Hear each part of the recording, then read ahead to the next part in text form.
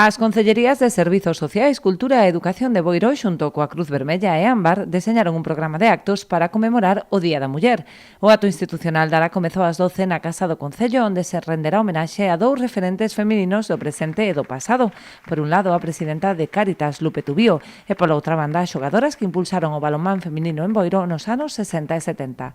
Facendo nese propio acto unha homenaxe a unha muller referente na actualidade, que é unha proposta feita pola Unión de Muchachas e ademais tamén as mulleres do pasado, entre comillas, de as xogadoras de balonmán do Club Feminino de Boiro dos anos 60 e 70, por ser referentes para as mulleres, tamén para os homes, para a sociedade actual.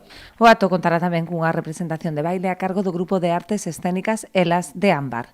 Temos un grupo de artes escénicas formado por mulleres empoderadas, que se chama Elas, que,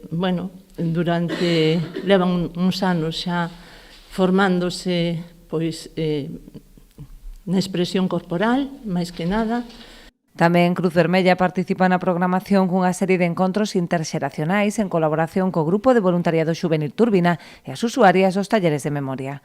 Vamos a facer uns encontros interxeracionais, un encontro dinámico no que vai haber diferentes conversas por medio de vídeos e donde se pon en valor todo o seu pensamento en relación ao 8 de marzo. Ademais dos actos institucionais, o Concello programou unha serie de actividades culturais dende a perspectiva de xénero, como cine, teatro ou as xornadas Muller e Saúde. Se vai a traballar cine os domingos, é algo que non viñamos facendo normalmente, pero queremos que, para conseguir esta integración,